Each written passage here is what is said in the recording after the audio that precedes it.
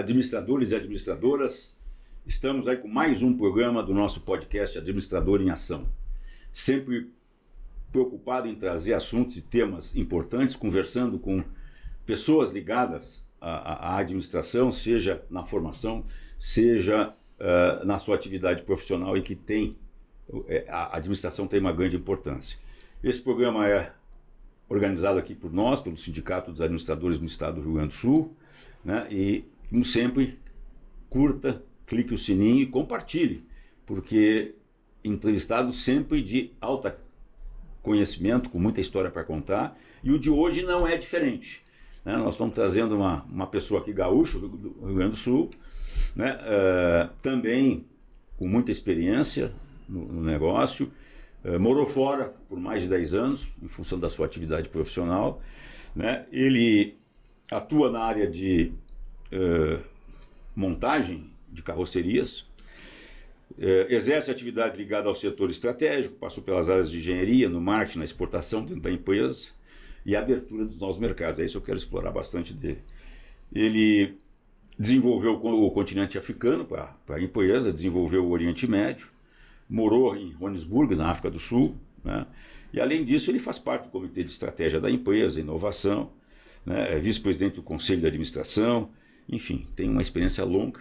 Eu estou falando de Mauro Bellini hoje, né? A segunda geração da Marco Polo, né? Uma empresa gaúcha que nos dá orgulho por tudo que faz a referência. Mauro, bem-vindo. Bom, aqui vamos cumprimentar aqui. Bem-vindo, obrigado. Obrigado pelo teu ter aceito o nosso convite, né? Eu acho que é uma honra para nós, para o sindicato, para os administradores, trazer um administrador com a tua experiência. E aí a primeira pergunta que eu te faço já, o que te levou a escolher a administração? Em primeiro lugar, quero agradecer o convite de vocês por estar aqui. Quando tu menciona a experiência aí, talvez seja uma maneira de dizer que eu já tenho uma idade avançada aí. Pô, que idade avançada, que eu falo para mim, Mauro. E em relação à minha escolha de administração, em primeiro lugar, eu com 16 anos tive que escolher o que ia fazer.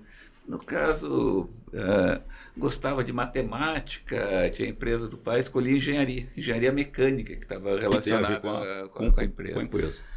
Aí estava cursando engenharia mecânica por 2 anos e aí me dei conta que a engenharia mecânica é algo muito específico. Aí tu poderia, dentro de uma carreira, a ideia é que tu consiga chegar ao chefe dos engenheiros. E aí eu pensei, não, mas a administração é algo muito mais amplo, muito mais... Tu consegue abordar mais áreas? Abordar muitas outras áreas. E aí eu fazia engenharia mecânica na PUC, aí passei no vestibular da URGS em administração. Então, por um bom tempo, segui fazendo paralelo aí as duas carreiras, né? Sim. E sendo com essa ideia, com a ideia de saber, além da parte matemática, física, aí na administração tu tem... estatística, financeira, direito, tu tem vários recursos humanos. Área de direito, por exemplo, recursos humanos, enfim, tem toda uma outra gama de ferramentas que vai te ajudar na tua vida profissional futura. E realmente assim foi, acabei concluindo engenharia, aí depois... Tu está formado em engenharia e administração. Engenharia e administração. Mas é o que tu escolheu para... O meu trabalho acaba sendo muito mais dentro da área de administração, participo de alguns conselho de administração, que é a formação de administração que me ajuda nessas tarefas, nesse tipo de trabalho. E aí, Mauro, nessa batida, né, porque tu atuou, eu imagino até pela questão da tua formação, eu conheço um pouco da história da Marco Polo, né, como todo gaúcho, e tive a possibilidade de, durante 2 anos lá, trabalhar com vocês nos anos 90, tu deve ter passado por várias áreas da empresa, né, engenharia, chão de fábrica, montagem, de desenvolvimento de projetos, exportação, marketing e novos mercados. Aonde que nessas áreas, dentro do teu período que tu estava sendo preparado, né, como herdeiro para assumir, enfim, tu tem teu irmão também, vocês sempre jogaram uma bola junto lá, O que o curso de administração foi importante para ti? Quando tu foi para a rua, agora deu, agora é para valer. Exato. Vai lá para o show da fábrica ver como é que faz carroceria. Como um generalista em diversos assuntos, acabou me auxiliando na participação nos diversos setores. Que a nossa estratégia de entrar na empresa foi, no início eu fiz uma espécie de estágio nos diversos setores. Então, passava 2, 3 meses junto ao departamento de compras, depois ia para o departamento de recursos humanos, depois fui para produção, fui para a área comercial, jurídico, enfim. E vejo que todos esses são pontos que a gente, de alguma maneira, tocou na faculdade de administração. Então, já tendo a parte teórica e conseguindo ter um contato próximo dos setores, ajudou bastante. E no final desse estágio, eu acabei sendo convidado para ficar no departamento de exportação. E aí onde eu fiquei mais tempo dentro da empresa. Que também, exportação é uma atividade comercial que tem muito ligada ao curso de administração. Tu sabe que recentemente eu gravei um programa com o professor Jorge Augusto Elias, muito conhecido aqui em Porto Alegre, na PUC, em vários lugares, e ele dizia que a questão, quando eu fiz essa mesma pergunta para ele, né, e ele disse que a administração, além de te dar uma visão mais ampla, porque é mais generalista do que as demais profissões, ele deu o exemplo da medicina, tu vai te especializar na mão, né, é aquilo ali que tu faz, a engenharia também está se especializando, a própria contabilidade. Ele disse que a vantagem é que a maioria dos alunos, ele já teve mais de 30 mil alunos, que ele deu aula nos 40 anos de profissão, ele dizia que para o nosso curso, quando tu vai para a faculdade, se tu não está trabalhando, tu já está trabalhando.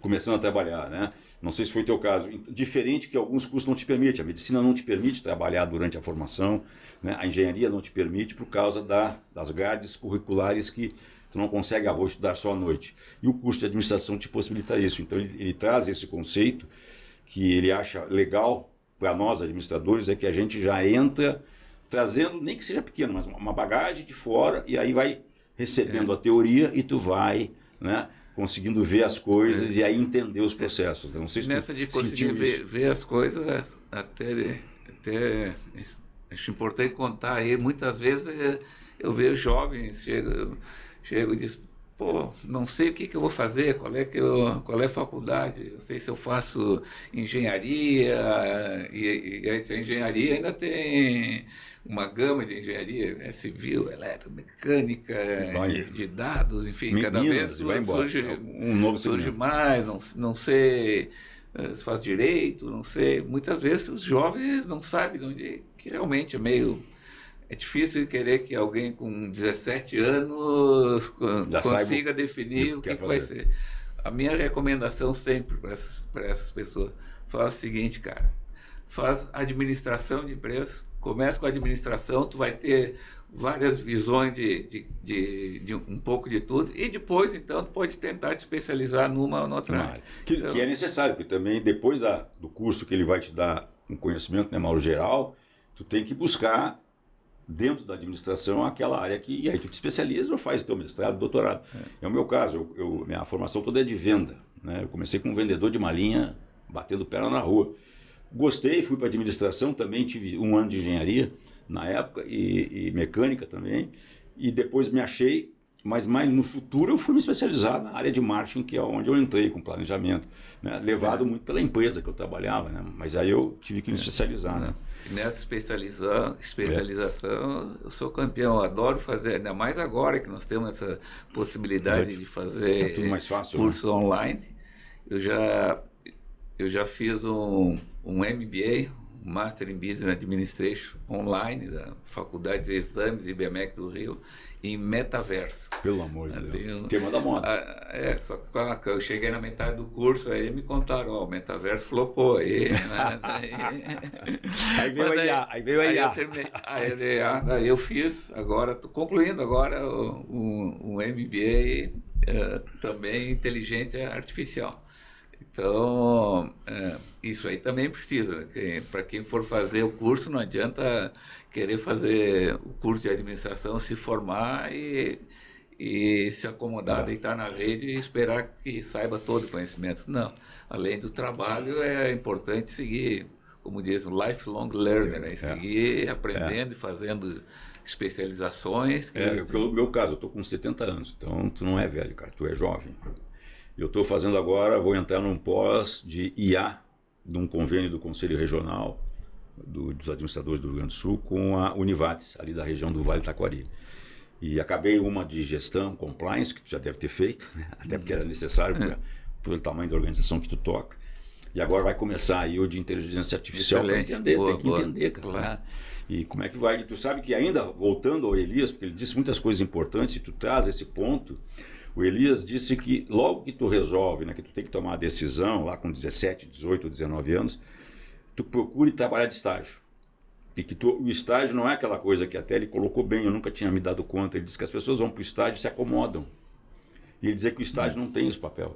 O estágio seria interessante que tu ficasse 6, 7, 8 meses em atividades diferentes ou em empresas diferentes, que iam te trazer um conhecimento maior e, ao mesmo tempo, né, ele ia te possibilitar escolher melhor a tua carreira. Né? Eu fui para a engenharia pressionado pela família, cara, porque nos anos 70... Né? A administração não era um curso não era forte, né? Mas como eu já trabalhava com venda, eu sou formado em licenciatura curta pela PUC, dei aula no estado, né? Para primeiro e segundo grau e larguei, né? Não era o que eu queria, porque eu já estava com uma vida montada como vendedor e tal, né? E depois aí fui embora e me achei, né?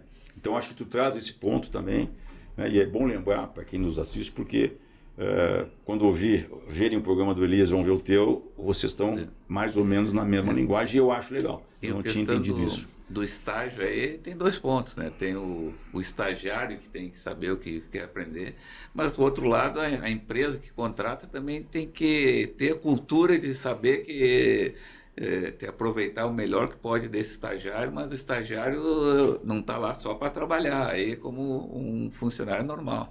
A empresa tem que ter a cultura de saber que esse estagiário também vai ter que de alguma maneira ser ensinado, vai ter que dar oportunidades em diferentes locais. Nossa. Então, para o sucesso do estágio, ele vai aprendendo. Né? Tem do estagiário e tem da empresa que contrata. Muitas vezes a empresa não está preparada, ou não sabe utilizar o estagiário da maneira que deveria utilizar e poderia render muito mais para a própria empresa. Ele pode continuar, né? Depois crescer na empresa. Ou ele vai buscar experiência em outro lugar e vai qualificando o currículo. Eu acho isso que tu estás falando e que o professor Elias falou também importante. Agora, nós somos de uma geração, Mauro, tem uma pequena diferença, em que a gente tinha que vestir a camisa que a gente mais ouvia, né? E agora tira o papel de empresário que tu é, bota como executivo, né? Como colaborador, né? Então nós tínhamos que vestir a camisa, nós somos dessa época, né? Era muito valorizado tu entrar naquela empresa e 40 anos depois tu te aposentar, se a quem trocasse de emprego, né, era mal visto, isso aí mudou tudo.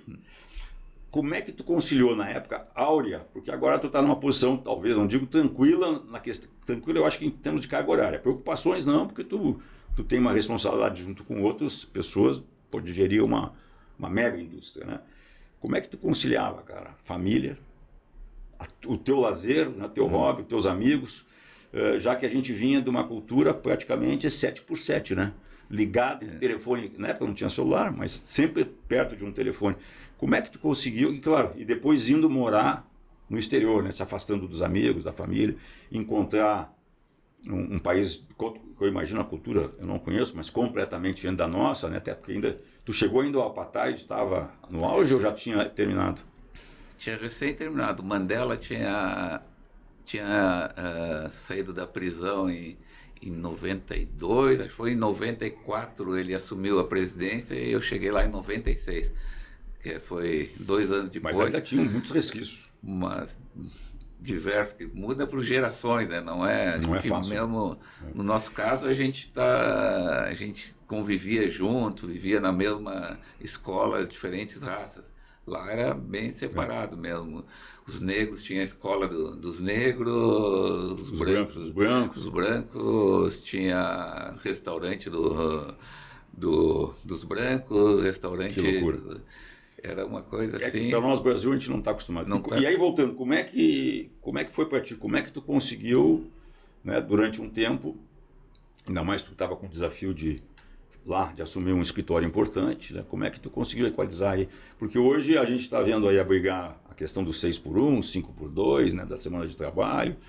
Eu acho que a pandemia trouxe, né, com a questão do digital, muitos questionaram se deveria estar no presencial. Eu mesmo tenho conhecidos aí que ficaram 2, 3 anos em casa, as empresas mandaram. Eu tenho um sobrinho que trabalha na Dell, no Texas.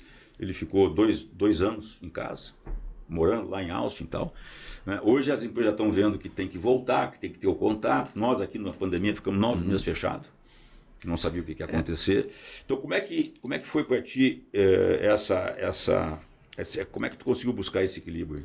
Em primeiro lugar, a questão das reuniões virtuais que a gente consegue fazer hoje, então, que aparentemente no começo a gente poderia ficar mais tranquilo em relação à carga horária, é um engodo, não é verdade. Eu até brinco, para descobrir o cara que descobriu esse negócio de reunião virtual aí para matar ele. Porque a gente pensa, não, ficou mais tranquilo, não preciso viajar. Só que a gente está trabalhando muito mais. Antigamente eu ia viajar para São Paulo e tinha uma reunião em Porto Alegre ou outra. Tranquilamente se dizia, muito obrigado pelo convite, em função de motivo viagem, e não poderei comparecer. Era tradicional. Aí, como é virtual, hoje está em São Paulo e participa de 2, 3 reuniões, uma em Porto Alegre, outra em Caxias. E quando está no exterior, então... Aumentou a carga, né? Na realidade, aumentou a carga. É uma ilusão eu estar em casa ou trabalhar menos. Quando está no exterior, então, tem o fuso horário. Já participei de reunião, estava em Dubai, reunião das 2 às 3 da manhã. Para poder fechar os horários. Para poder fechar os horários. E aí, a família, os amigos, o teu lazer, como é que fica nisso aí tudo? Como é que tu consegue buscar o equilíbrio? É muito a questão mental aí, porque ainda mais Caxias ainda, colonização italiana, o pessoal... Para quem não sabe, o Mauro nasceu em Caxias do Sul. Aqui é a região mais importante, acho, da metal mecânica do Rio Grande do Sul, está lá, né? Colonização italiana. O pessoal é muito ligado, tem que trabalhar, vem dos meus pais, do avô, a ideia é trabalho, e é trabalho. E era interessante, o tempo que eu trabalhava no dia a dia da Marco Polo, vinha o horário de verão. Aí, com esse horário de verão, às vezes 6 horas da tarde ainda tinha sol. E a gente lá na empresa, deu 6 horas, vai para casa, a gente ficava até envergonhado de... Se sentindo culpado. Se sentir culpado. Era um sentimento de culpa. Aí, que dizer, pô, mas tem sol aqui, eu tô saindo da empresa ainda, a gente se sentia culpado. O que está errado.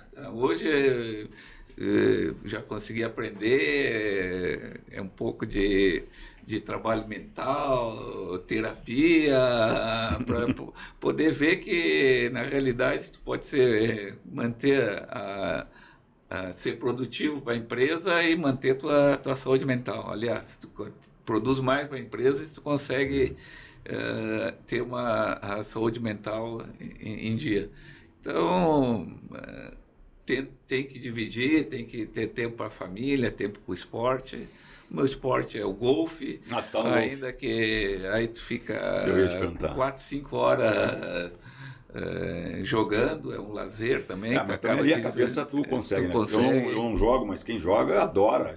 Porque tu tá ali com o meio ambiente, tu tá na rua, né? E conversando com as pessoas, né? Exato, então já faz um pouco de descompressão aí.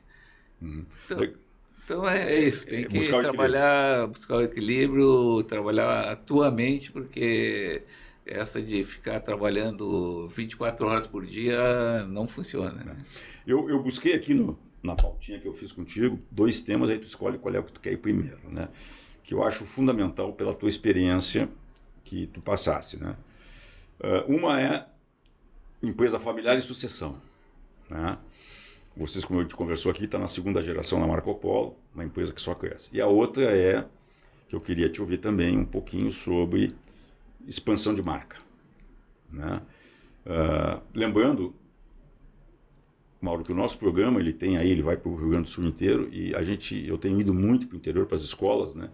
E tenho visto assim muitos alunos que vêm de famílias que têm negócio, agronegócio, pequena loja de ferragem, material agrícola e tal, e que estão naquela fase já com 21, 22 anos, ou já estão trabalhando com a família, ou, né, a família está esperando.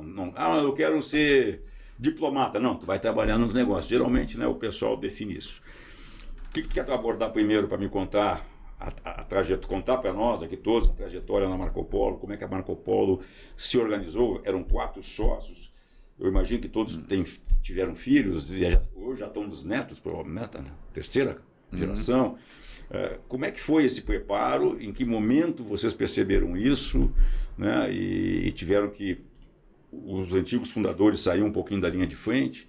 O que tu prefere falar primeiro ou falar dos desafios teus lá na África e perto da Europa, né, de consolidar a marca num segmento que não é comum para nós? A gente conhece carroceria por andar de ônibus no transporte coletivo ou no transporte rodoviário, mas não tem uma noção do que tem por trás, né? Até tu ter o ônibus rodando, né? O que tu prefere primeiro, qual dos dois? Vamos começar na sucessão. Legal. Aí. Então conta a tua história, como é que chegou, né? E como é que a Marco Polo percebeu isso na época, né? Que eu acho que até foi inovador, porque não era comum, né?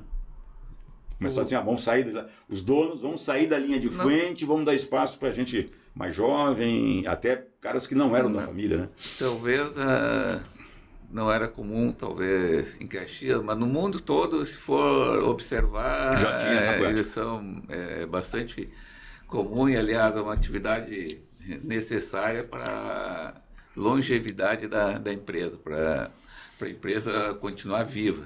Muitas empresas de famílias tradicionais acabaram morrendo porque não conseguiram virar essa chave, poder fazer essa continuidade.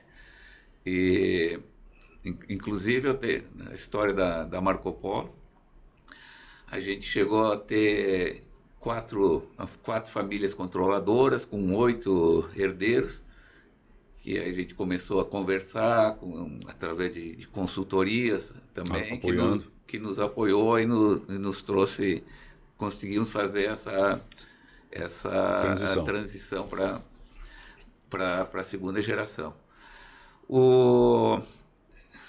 Tem algo aqui que eu participo muito de eventos, palestras para famílias empresárias, e normalmente quando eu começo a falar, tem um ponto que a hora que eu começo a falar, o pessoal me xinga e joga ovos.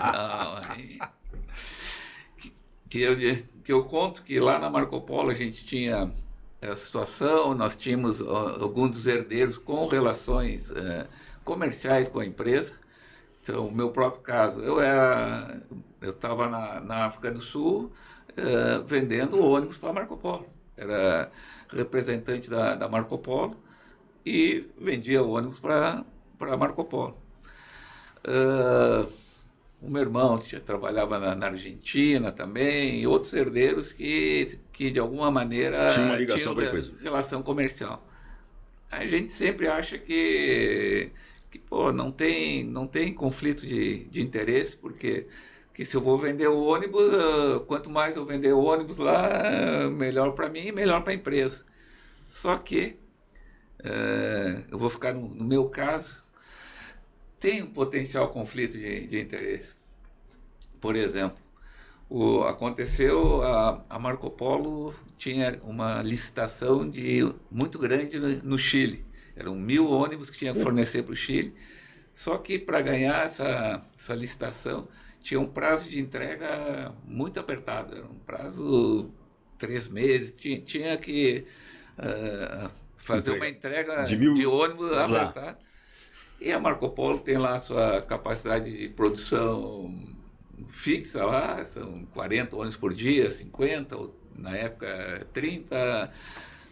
E para poder ganhar essa licitação, tu tinha que produzir basicamente quase toda a linha de produção, botar exclusiva para o Chile. E abrindo mão dos clientes tradicionais. Abrindo mão dos clientes de São Paulo, abrindo mão do cliente do Paraguai, do Rio, enfim, e cada um tem seus representantes.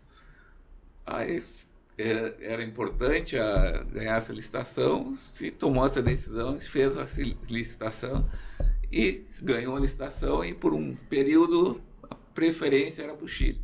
O representante do Chile é um representante independente. E agora, imagina a situação se tivesse um pedido desses na África do Sul, onde o filho do homem era o representante. Aí tu pegar e dizer, não, a empresa decidiu para fazer isso porque é importante para a empresa. Não, aí o comentário ia ser, não, fez porque é o filho do homem que estava vendo. Então, como foi para o Chile, não tem problema nenhum. Essa ligação.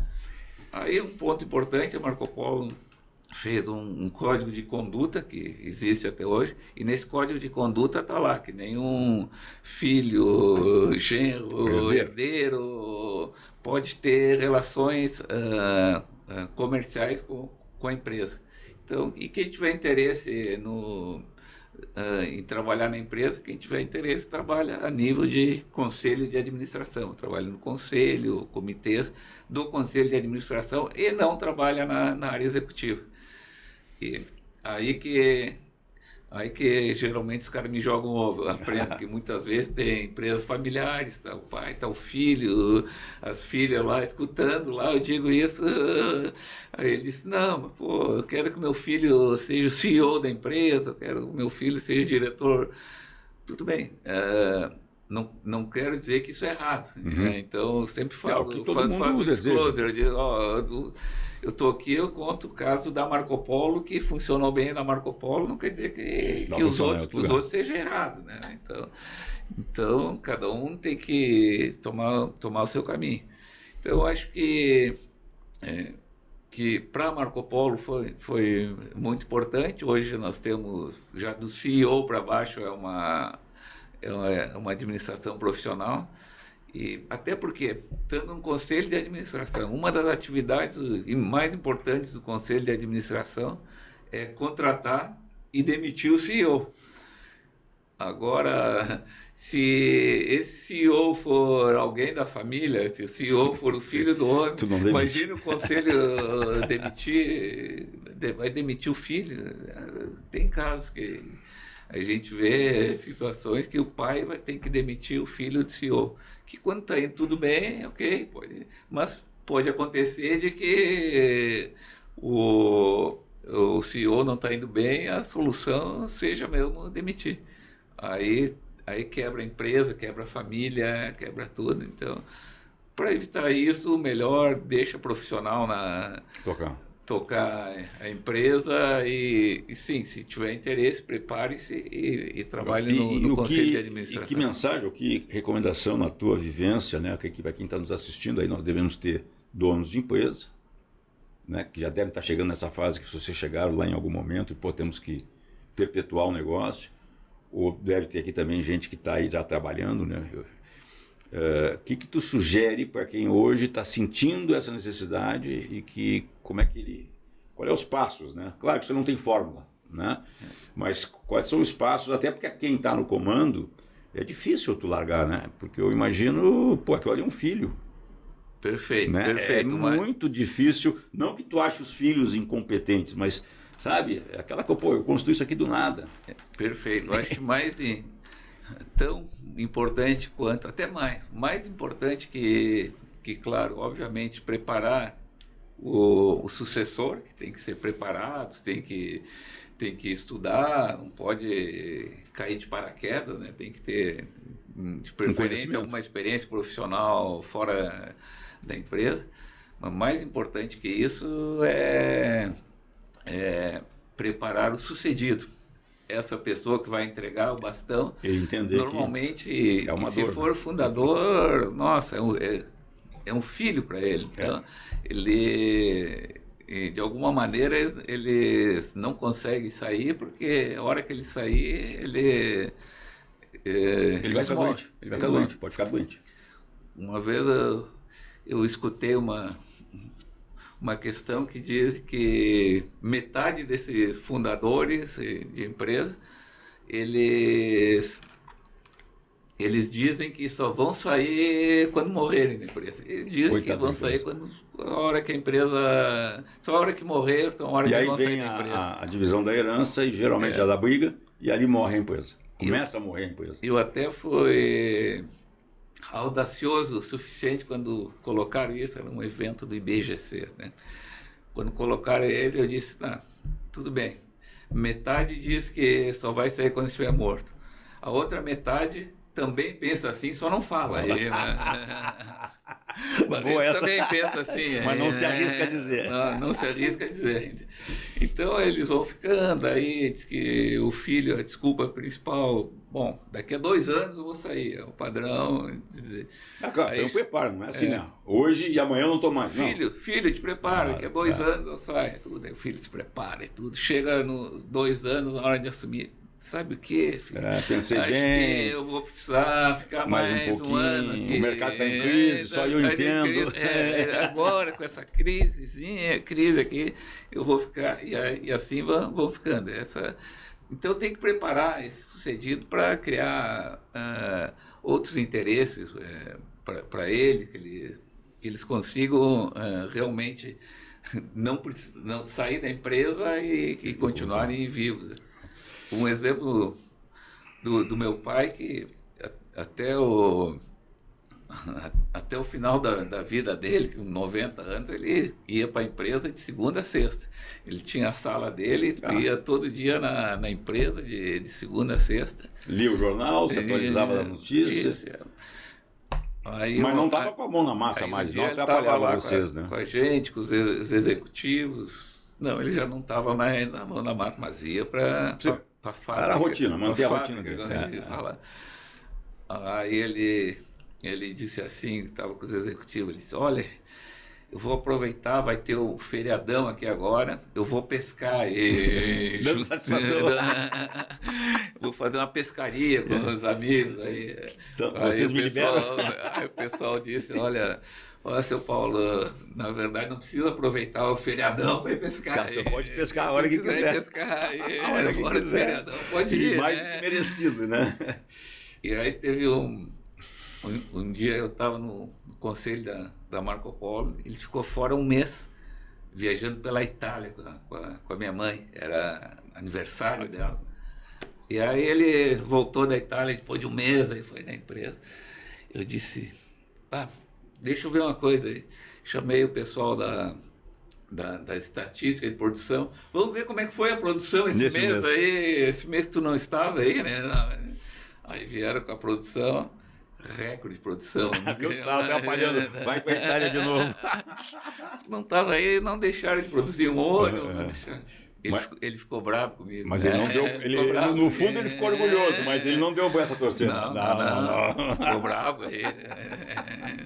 E Mauro, tu fala uma coisa que nesse momento que lá, enfim, os fundadores e todo o board, né, começou a sentir a necessidade dessa transformação e vocês também, os herdeiros crescendo, tu fala que vocês buscaram ajuda lá fora, né, fora da empresa, que é difícil também, né, nesse processo. Eu falo que eu sou consultor há mais de 25 anos, né, vejo a dificuldade, a consultoria tem uma imagem negativa no Brasil, infelizmente, não sei porquê. Tu recomenda para quem está lá buscar esse apoio externo, essa visão de quem chega de fora? Eu diria que é indispensável. É muito difícil sem um apoio de um consultor de fora conseguir fazer todo esse processo, porque daí nas discussões entra questões familiares desavença, aquela história de no almoço de domingo tá falando da empresa, aí tem o irmão que brigou com o outro irmão que roubou o carrinho dele quando ele tinha 6 anos de idade. Saiu com a bicicleta dele. Tinha que era criança. Há pouco escutei também um relato o irmão, ele é o CEO da empresa e a filha é gerente de recursos humanos. E aí a mãe deles chegou para ele e disse: pô, filho, isso não está justo. Vocês são irmãos, por que o teu salário É aí na diferente dela. empresa é diferente do salário da tua irmã? Vocês tinham que ganhar o mesmo, afinal vocês são irmãos e tudo. E aí ele disse: não, mãe, a senhora está enganada, não é o meu salário, não é o maior que o salário da minha irmã. O salário do CEO é maior que o salário de gerente de De RH. todos nós aqui. Então, Mas ele dando o resultado é o que importa. então tem essa questão, família é muito delicado, portanto, o apoio de uma consultoria externa é indispensável. Sem Daí, consultoria externa é quase impossível, diria, de tu conseguir conseguir. chegar num acordo.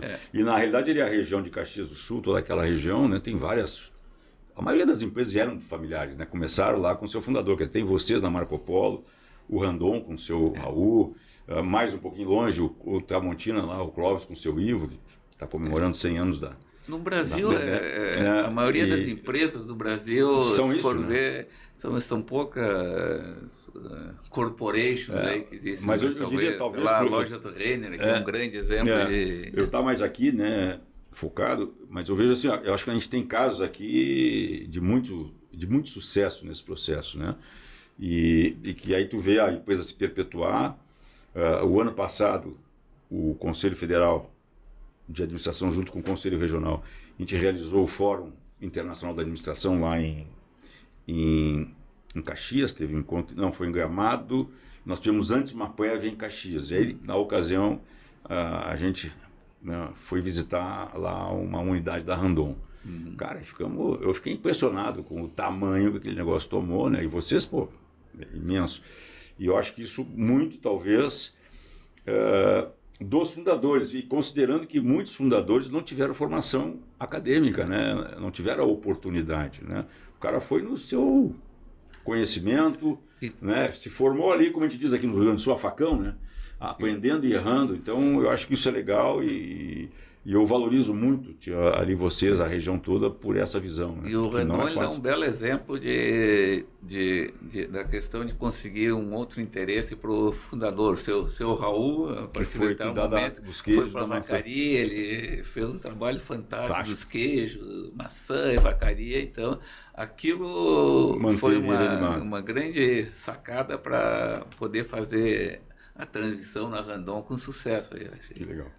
Vamos mudar um pouquinho agora, né? Vamos fazer expansão de marca ou consolidação de marca, né? Como é que faz isso, Mauro? Como é que um belo dia deve ter te chegado e disse, ó, tu vai te apresenta lá na África do Sul amanhã, tu tá assumindo o escritório. Eu tô aqui, né, fazendo, mas não vai fugir muito disso. Tá, mas o que eu vou fazer lá? Vai para lá, faz parte do teu treinamento, nós vamos crescer o mercado. Como é que tu, para quem tem empresa que hoje pensa aí para o mercado externo, que tem a possibilidade, o que foi bom aí? Conta. E aí eu quero que tu fale também um pouquinho essa questão da cultura da África do Sul, porque a gente conhece muito pela a questão do racismo muito forte, Mandela. Eu acho que a Copa do Mundo de 2020, não, 2010, ela abriu um pouco a África para o mundo, a gente conheceu um pouco de uma África diferente. Não sei se tu estava na Copa do Mundo lá ainda, em 2010, tu não morava mais. Eu tornei em 2006. Então, me comenta um pouco esse desafio que não é pequeno, né? Sai daqui, sai de longe da família, dos amigos, vai encarar, e com uma cultura, como tu diz, para nós que não tem racismo aqui de forma como eles lá, racismo tem no Brasil, mas não na forma deles, né? De banheiro separado, lugar de ônibus separado. Como é que foi tu te adaptar a isso aí tudo, tio? E conta a resenha, tu não quer saber aquelas coisas que também não deu certo. Então, como que eu fui para lá?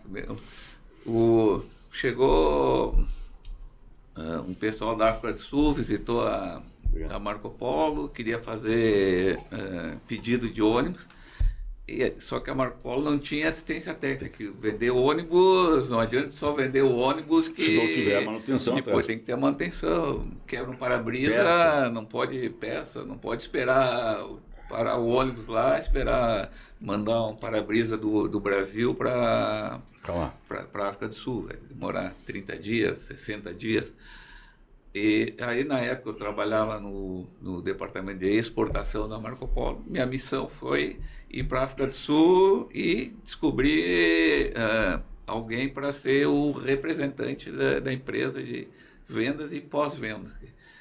Aí fui junto com outra pessoa que trabalhava com a gente, que era o Arnei, e fomos lá, ficamos 20 dias conhecendo o mercado. contato, o mercado. E em algum momento, o Arnei, que se tornou meu sócio, ele disse, pá, por que nós não viemos nós, botamos uma empresa aqui e ficamos nós como representante da empresa? Eu disse, olha, boa ideia. Gostei da ideia e assim foi. Aí nós fomos e montamos a empresa lá na África do Sul, que ficou sendo o representante da Marco Polo. A empresa chamava Brasa, que era de Brasil, South Africa. Ah, legal. E assim foi que nós ficamos lá, e foi uma excelente oportunidade de conhecer uma outra cultura. A ideia era ficar 2, 3 anos, talvez, fiquei 10 anos. Dá bastante tempo. Para ver como é que é a situação. Tinha a ideia, África do Sul, muitas vezes aqui no Brasil não, as pessoas não conheciam muito o país. O nome é ruim, né? África do Sul parece como África. Então, muitas situações a África do Sul é mais evoluída que o Brasil. Exemplo, 96, quando eu fui para lá, a questão do telefone celular. Aqui eu estava na fila do telefone celular da CRT. Da antiga companhia telefônica. E no mercado paralelo custava $3.500. Isso, ia para declaração de imposto de renda, era uma coisa assim...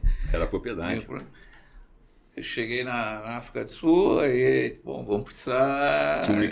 Comunicação celular, vou entrar na fila, tinha uma loja de celular, vou ali para me inscrever, para comprar um celular, uma das primeiras coisas, né, que eu fiz. Daí eu cheguei lá, disse, bom, quero me inscrever e tal. O cara não me entendia direito, meu inglês ainda não entendia, tá, mas que tu quer mesmo? Aí, tu quer um celular? Bom, resumindo, 20 minutos depois, saio da loja do celular ligando para o Brasil. Já estou de celular aqui. Estou aqui no celular, né? Então, já era muito mais evoluído. A infraestrutura de estradas, comparado com as nossas estradas, os primeiros ônibus chegaram lá, chegaram com excesso de peso. Eu disse, puxa vida, excesso de peso, mas como? Aí vai pesar, estava mais pesado que os ônibus do Brasil. Aí vim aqui, sentei com a engenharia e tal. E aí na engenharia, aí me diz assim, não, eu sei o que é, que nós botamos aqui esse chapão lateral de reforço. Ué, mas por quê? Não, se não botar isso aí, esses dois vão quebrar na África. Aí ele disse, não, pode tirar esse chapão aí, que eu te garanto, as freeways, as highways, são muito melhores do que aqui. Aí, se não quebra aqui, lá muito menos. Aliás, pode até tirar alguma coisa, e assim foi. Então são detalhes que só convivendo na hora ali vendo, né? A gente tem a visão, né, às vezes, que aquilo é algo muito mais atrasado que o Brasil. Não, muitas coisas eram até mais adiantados do que o próprio Brasil. Em relação ao racismo que tu mencionou, realmente era... Como é que fica no dia a dia, né? Porque aqui a gente convive no trabalho, na escola, enfim, na amizade pessoal, né? Tem amigos afrodescendentes e tal. Como é que ela late no dia a dia nas empresas e no teu escritório? A sala separado lá? Pessoal do escritório, os negros para um lado e os brancos para outro? Quando eu cheguei, então já tinha sido... O Andela assumiu em 94, cheguei em 96, só que... Ainda é muito cedo ainda. É coisa de 2 anos. É uma geração para mudar. Mais de 100 anos naquele modelo, mudar, né? Isso aí. Então a gente começava a ver nos detalhes, por exemplo, quando eu contratei um um diretor técnico, era para fazer a parte de técnica da empresa. Aí fui para um cliente que está comprando ônibus e comuniquei para ele, ó, contratamos um diretor técnico. Aí a primeira pergunta do cliente, em vez de perguntar quem é, que formação, de onde veio, onde trabalhava, o que sabe fazer, qual era a cor. Que loucura. A primeira pergunta que eles faziam.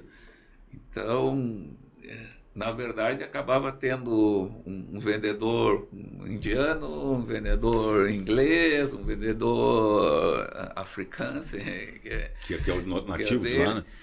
De acordo com os clientes, eles não compravam. Mas o cliente que é negro, ele não. Se fosse vendedor só branco, se o comprador fosse negro. Aí falavam. E é inverso também. E o brasileiro lá não. Eu conseguia circular entre todos, porque o brasileiro é muito bem visto. O brasileiro, de alguma maneira, nunca apoiou o apartheid. Era uma questão que o brasileiro tem essa possibilidade de ser eclético. Então, obviamente, eu conseguia falar com todos e todos me recebiam, como brasileiro, sabia que eu não... E o negócio era assim, olha só, vou contar uma aqui. De antes, aí do passado, que eu aprendi lá depois, é incrível. Então, tinha banheiro para branco, banheiro para... Era whites only, né? Restaurante whites only, somente para branco. Loucura. Parque, alguns fazem whites only, somente para brancos. E aí sim, somente para brancos. Então, o japonês, por exemplo, o chinês, o japonês, não eram brancos, né? São amarelos. Então, aonde? Não poderiam frequentar teria que usar dos negros e demais, né? Era só branco.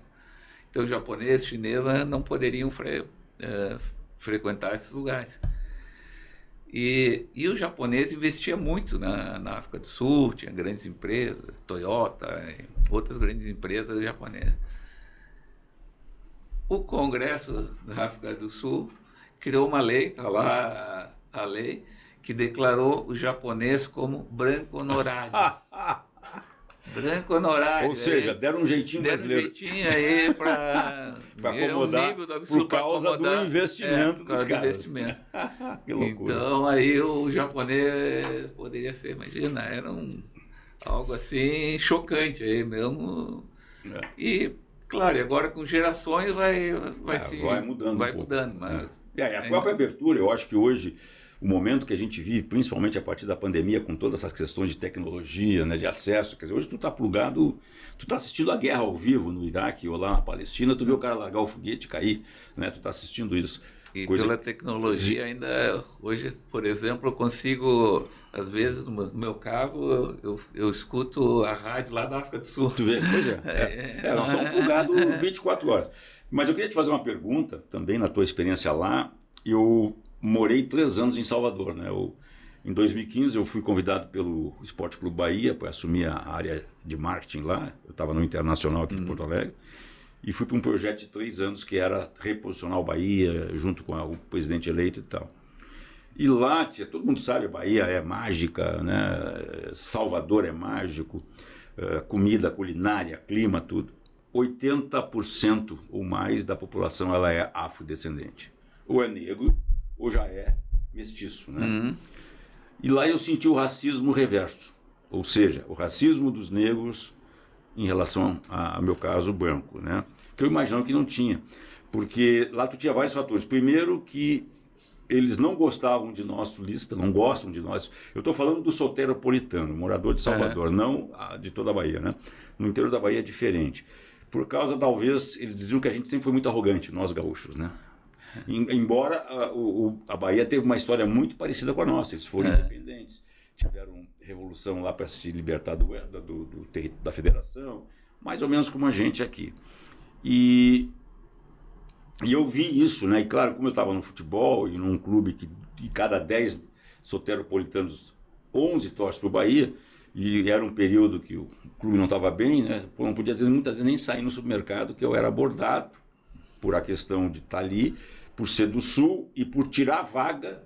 Por que trouxeram um cara do Sul para pegar aqui a questão de marketing, quando nós temos aqui, né, na Bahia, condições de fazer? Existe lá o racismo reverso, ou seja, os negros também contrapõem aos brancos, ou tu não teve problema já, que tu chega lá com uma mentalidade diferente, né? Tu conversava, almoçava, sentava na mesa, se tivesse que fazer. Me lembro até um case interessante. Quando a minha empresa fez 1 ano, aí nós tínhamos uns 30 funcionários, diversas raças, eu fiz um churrasco na minha casa e convidei todo mundo. Todo mundo. Com a família ou sem família? Aí, só o funcionário? Só os funcionários, só os funcionários. Aí estou lá preparando um churrasco, aí eu olho assim, tem um grupinho, os negros, aí falando de futebol.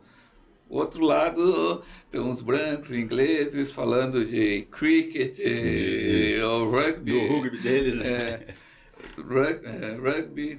Aí o outro indianos, dias indianos, descendente indianos falando de cricket. Então tudo separado. E o japonês falando de beisebol. O japonês falando de beisebol. Japonês aí na empresa. Então os grupinhos separados, eles se juntam por finalidade.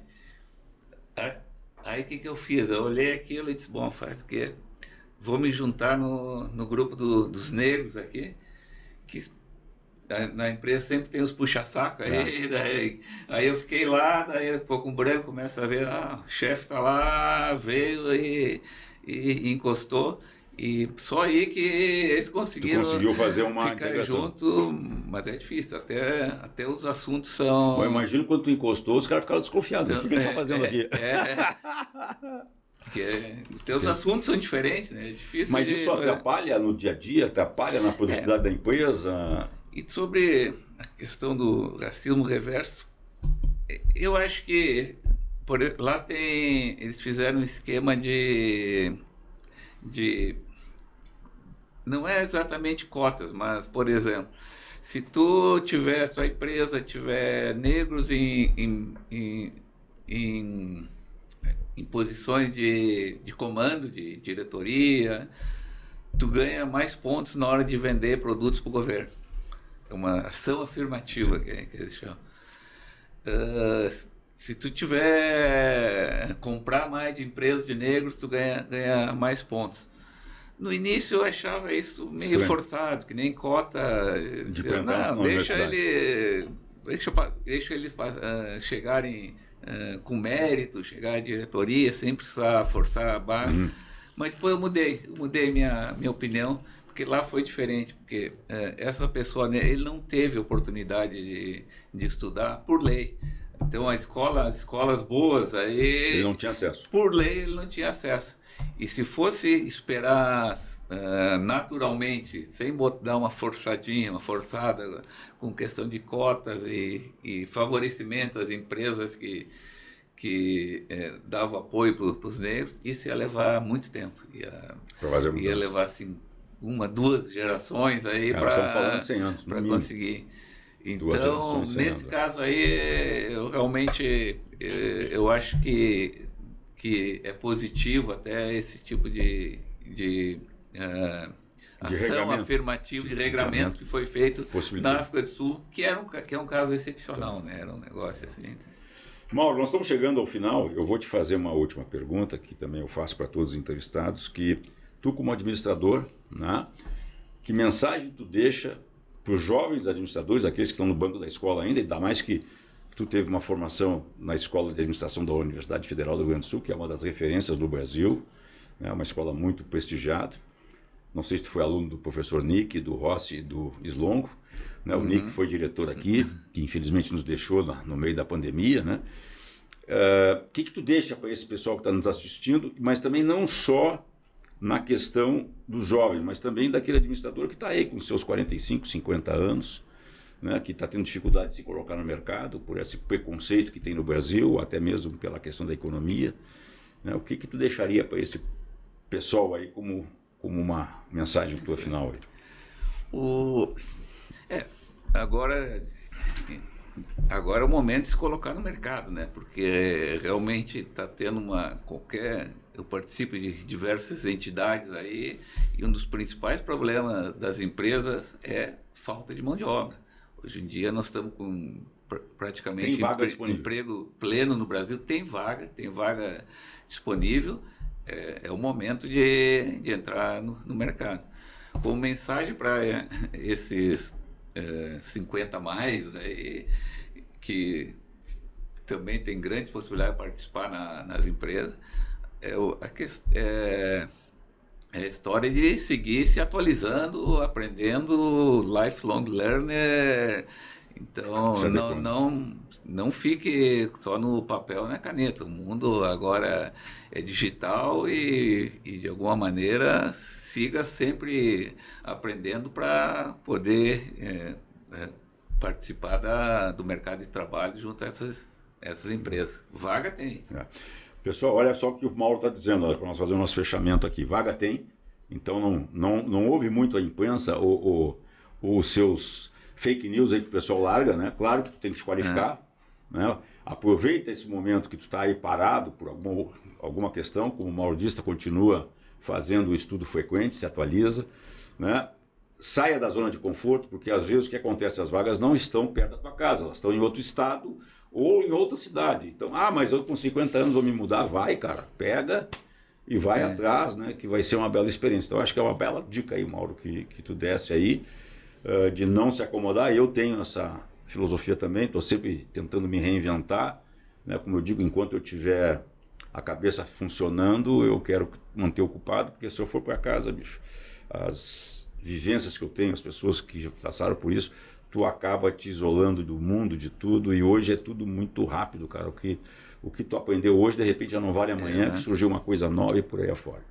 Mal, mais uma vez aqui, eu quero te agradecer em nome dos associados do sindicato, te deixar aqui uma lembrança para tu levar para casa, para o dia a dia, né? E te dizer que nós estamos muito honrados com a tua presença, te agradecer essa tua 1 hora aqui conosco, e depois, quando tu quiser aqui, a casa é sempre tua, está à disposição. Eu que agradeço, e sempre que quiser bater papo, pode me convidar que eu venha. Com certeza.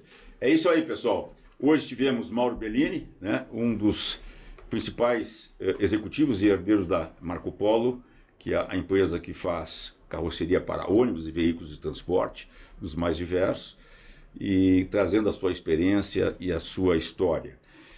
Se inscreva no canal, curta, dê seu like aqui embaixo, né, e compartilhe o vídeo. E também seja sócio do Sindaegs, do Sindicato dos Administradores do Rio Grande do Sul. Precisamos fortalecer, né? Vamos mudar essa imagem que as pessoas têm errada dos sindicatos, que tem sindicatos e sindicatos. Então vem aqui para fortalecer o papel do administrador, a profissão que nós escolhemos para exercer na nossa carreira. Pessoal, muito obrigado. Obrigado, Mauro, e até o próximo programa. Muito obrigado.